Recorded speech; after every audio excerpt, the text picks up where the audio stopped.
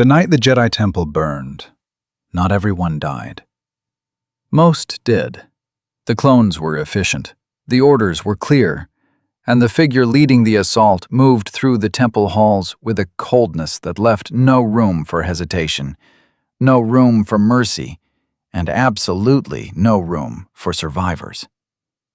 But Reva was 7 years old, and 7-year-olds are small enough to fit inside places that soldiers never think to check.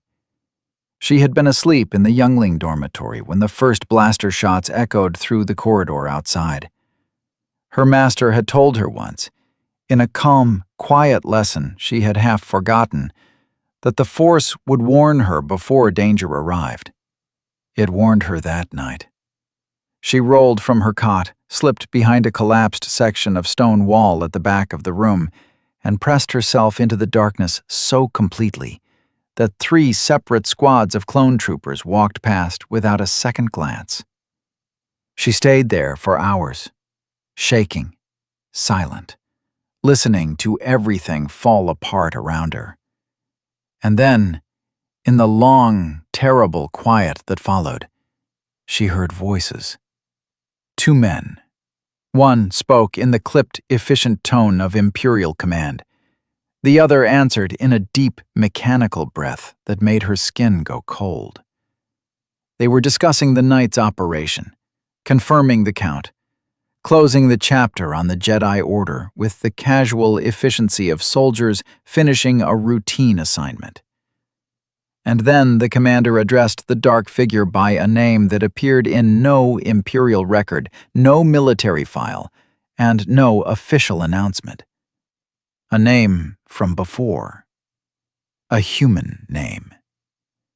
Reva pressed herself deeper into the shadows, her whole body rigid with the weight of what she had just heard. She didn't yet understand what the name meant, but something in the Force told her. It meant everything. The assignment reached Vader 3 days after the temple fell.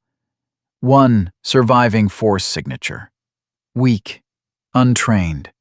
Trace readings consistent with a youngling, no older than 8 standard years. Last detected moving through the lower industrial sectors of Coruscant, level 1313, heading deeper underground with each passing hour. Palpatine delivered the order personally, quietly, with the particular kind of calm he reserved for things he considered already finished. Vader accepted without a word. He tracked her for 2 days. She was clever for her age, changing routes, avoiding populated corridors, instinctively staying away from any area with Imperial foot traffic. Someone had trained her well. Whoever that master was, they were gone now, but the lessons had stayed behind. He found her on the 3rd night, cornered in a dead-end maintenance tunnel 6 levels below the surface, huddled behind a broken coolant pipe with her knees pulled to her chest and her eyes squeezed shut. She heard him coming anyway. The Force worked like that sometimes, even in the very young. She scrambled to her feet and pressed her back against the far wall. Small, terrified. A child in a dirty brown robe with dust on her face and dried tears on her cheeks. She had nothing. No weapon, no escape route, no one coming to help her. Vader raised one hand toward her. Standard procedure. Clean, efficient. And then she opened her eyes and looked directly at him. Not at the mask, not at the armor, but straight through all of it, the way only someone Force-sensitive could. And she said the name. Not Lord Vader. Not the title. Not the designation Palpatine had constructed to bury the man underneath. The other name. The real one. Anakin. She said it the way a child says something they've been holding on to for days. Uncertain, but certain at the same time. Like she'd been rehearsing it in the dark and had finally decided she had nothing left to lose. The hand lowered. He didn't know how long he stood there in that tunnel. The hum of the ventilation system filled the silence between them. The child didn't move, didn't run. She just kept looking at him, like she was waiting for someone to come back. And something buried 20 years deep heard her. He filed the report that night. Target eliminated, signature extinguished, assignment complete. Every word was a lie. And Darth Vader, who had not lied to Palpatine about anything in 20 years, typed each one without allowing himself to think too carefully about what he was doing. The girl was hidden in a sealed maintenance quarters aboard his personal ship. Small room, no windows, a cot, a ration pack, and strict instructions delivered in the flattest voice he could manage. You do not speak. You do not move through the ship without permission. You do not exist. She had looked up at him with those wide, exhausted eyes, and nodded once, like she understood completely, like she had been surviving on instructions like that for days already. She had been. What followed was the most difficult thing Vader had done since the night the Empire was born. And that was a list that included things no one in the galaxy would believe. He maintained two realities simultaneously. The public one, Darth Vader, enforcer of the Emperor's will, attending briefings, commanding fleets, crushing dissent across 6 systems without blinking. And the private one, a Sith Lord, quietly ensuring that a 7-year-old girl had enough food, enough warmth, and enough silence to stay invisible inside the one place in the galaxy no one would ever think to look for a surviving Jedi Youngling. His own ship. He told himself it was temporary, a decision made in a moment of weakness that he would correct when he was thinking clearly. He told himself that every day for the first 2 weeks. By the 3rd week, he had moved her to a more comfortable room. By the 4th, he had left a datapad outside her door loaded with navigational charts. Not because she needed them, but because she had asked about the stars, and he hadn't known what else to do with that. She never asked him why he saved her. She seemed to understand instinctively that pushing too hard on that question would break something fragile that neither of them could afford to lose. But one evening, she slid a folded piece of paper under the door of his meditation chamber. 2 words written in a child's uneven hand. Thank you. He stared at it for a long time and didn't throw it away. It started with objects moving by themselves. Small things at first. A cup sliding 2 inches across a table. A datapad lifting slightly off the floor and dropping again. Reva would look at whatever had moved, then look at her own hands, then go very still, like she was waiting to be punished for something she hadn't meant to do. Vader noticed immediately. He said nothing, but he noticed. She began talking more in the 2nd month. Not to him directly, she was far too careful for that, but to herself, quietly, working through fragments of memory that kept surfacing without warning. Names of Jedi Masters she had studied under, forms and stances from lightsaber classes she had barely started before everything ended. Breathing exercises her instructors had drilled into her every morning from the time she could walk. The temple was gone. Her masters were gone.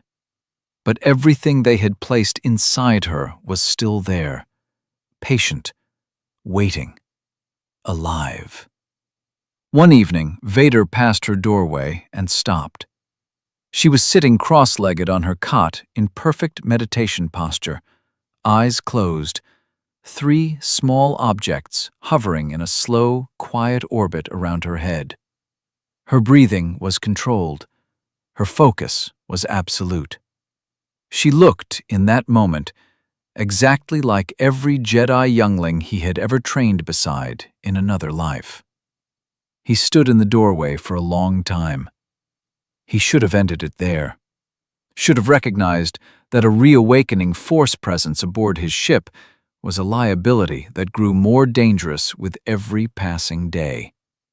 Palpatine's sensors were everywhere. Inquisitors were designed specifically to track signatures exactly like hers. Instead, he stepped into the room. She opened her eyes, and the objects dropped immediately. She pulled her knees to her chest, the old defensive instinct kicking in. He crossed the room, picked up one of the fallen objects, and held it out toward her without a word. She looked at it, looked at him, looked back at it. "Again," he said quietly, "but this time keep your left shoulder down."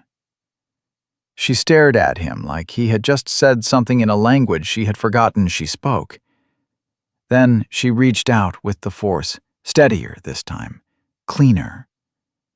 And Darth Vader stood in silence and watched her get it right. He told himself he was managing a liability. He was not managing a liability. Palpatine noticed on a Tuesday. Not that days meant much to an emperor. But later, in the quiet reconstruction of everything that followed, that detail felt important. A perfectly ordinary Imperial Tuesday. Routine reports, routine briefings, routine galaxy bending to routine will. And then, beneath all of it, like a single wrong note in a very long piece of music, something small, something warm, something that had absolutely no business being where it was. A Force presence. Young, untrained, but growing. Pulsing with the particular quiet rhythm of someone being carefully guided, rather than left to develop alone. Palpatine sat with that information for 3 days before acting on it. He cross-referenced it against every registered Force-sensitive in Imperial records, every Inquisitor, every Imperial-aligned asset, every monitored individual on the watch list stretching back to the Temple's fall. No match. He ran the location trace again, checked it twice, then sat back in his throne and folded his hands very slowly in his lap. The signature was moving with Vader's ship. He summoned his apprentice the following morning. The throne room was deliberately lit low, just enough light to see by, not enough to read comfortably. Palpatine's preferred setting for conversations he wanted to control completely. Vader arrived and took his position at the base of the stairs. Straight. Still. The perfect image of Imperial obedience. "There is a disturbance," Palpatine said pleasantly. "Small. Interesting. I have been unable to locate its source through conventional means." He paused just long enough to let the silence do its work. "I thought perhaps you might investigate, given your particular talents." He watched Vader's posture from the throne with the patient attention of someone who had been reading people for a very long time. Nothing moved. Nothing shifted. The armor gave away nothing. But Palpatine had not survived as long as he had by reading bodies. He read the Force. And in the Force, just for the briefest fraction of a second, something behind Darth Vader's carefully constructed stillness pulled tight, like a wire suddenly under pressure. Palpatine smiled. "Report back to me personally," he added softly. "I find myself quite curious about this one." Vader walked out of that throne room with 7 days to solve a problem that had no clean solution. He had 6 days left when he went to her door the first time. He stood outside it for 11 minutes, then walked away without knocking. He had 4 days left when he went back. This time, he opened it. She was sitting at the small desk he had quietly had installed 3 weeks earlier, The one he had told himself was purely practical, purely about keeping her occupied and invisible. She was working through a navigational problem on the datapad, tongue pressed to the corner of her mouth in concentration, completely unaware of the weight of what was happening on the other side of her door. She looked up when he entered, read his posture immediately. She had gotten very good at reading him through the armor in a way that still unsettled him, and set the datapad down. She didn't ask what was wrong. She just waited. That was the thing about her. She never pushed.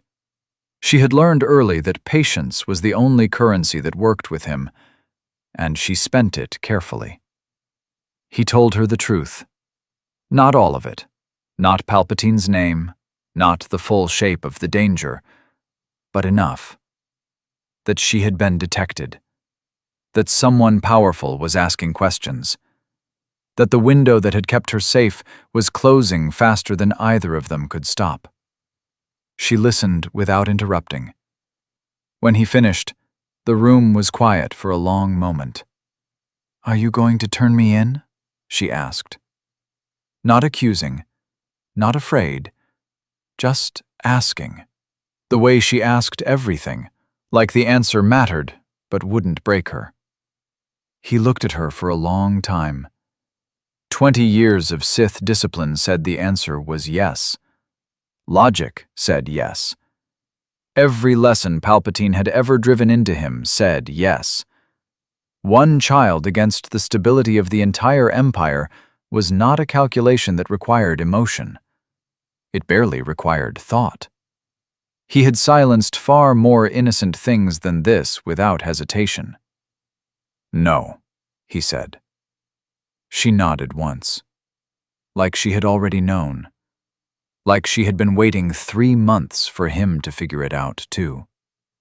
He turned and walked back toward the door, already building the plan in his mind, already calculating exits and cover routes and how many days they had before it all came apart. Behind him, very quietly, she picked up the datapad and went back to her navigational problem, like she had complete faith he would figure the rest out. They were 2 hours from the jump point when she stopped walking. Vader was 3 steps ahead before he realized she wasn't beside him anymore. He turned. She was standing in the middle of the corridor with her arms crossed and her chin up, a posture he had come to recognize as her version of immovable.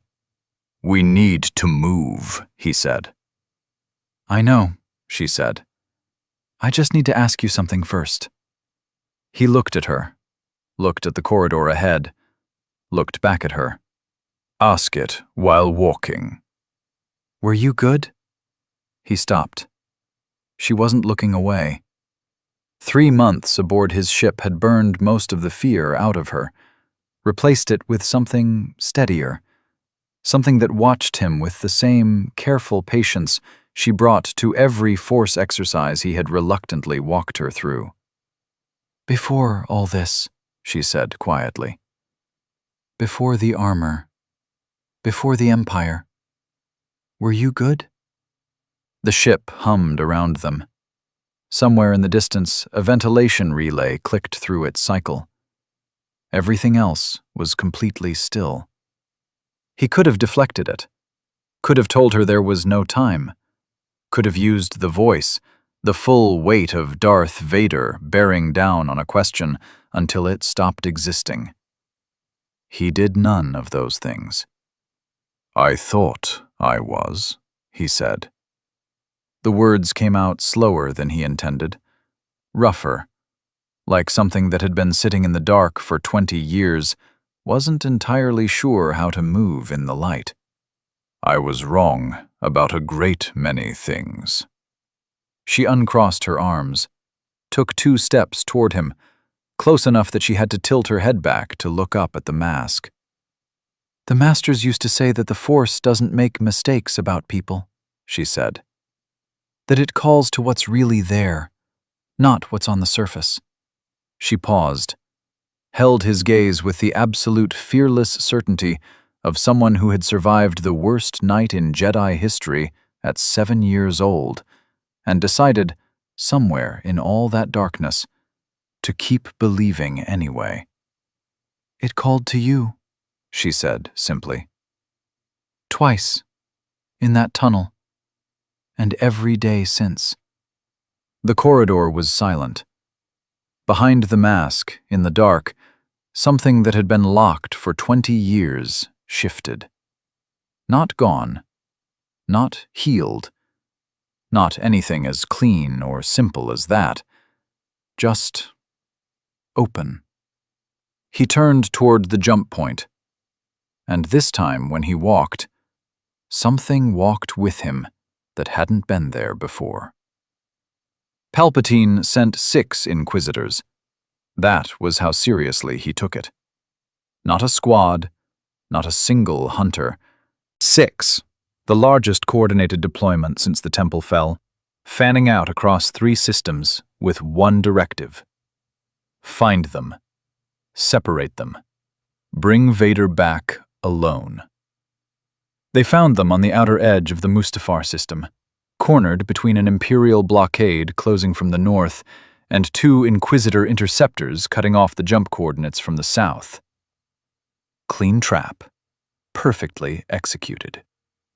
Reva stood at Vader's side on the ship's landing ramp and looked at the closing formation with the calm focus of someone twice her age. "There are too many," she said quietly.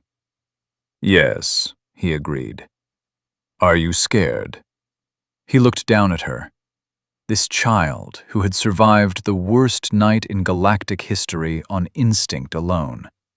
Who had spent 3 months aboard the ship of the galaxy's most feared enforcer and responded by asking him if he used to be good. Who had stood in a corridor 2 hours ago and told him the Force didn't make mistakes about people, and meant every word of it. "No," he said. And it was true. For the first time in 20 years, standing on the edge of something that should have terrified him, Darth Vader felt something other than cold. He felt clear. He stepped off the ramp and ignited his saber, and for the first time since a volcanic riverbank on a planet that smelled of ash and everything lost, the man inside the armor stopped fighting against the weight of it and simply stood up straight inside it. The Inquisitors came fast. He met them faster. What followed wasn't the calculated brutality of an Imperial enforcer completing an assignment. It was something older. Something that moved with the particular fluid certainty of a man who had learned to fight in a temple courtyard under open sky. A man who had been one of the greatest of his generation before grief had buried him alive. Anakin Skywalker had not fought like this in 20 years.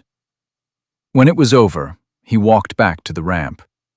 Reva was watching him with those steady, patient eyes. She didn't say anything. She didn't need to. She simply reached up and took his hand, the way a child takes the hand of someone they trust completely. And Anakin Skywalker, who had believed for 20 years that there was nothing left worth being, held on.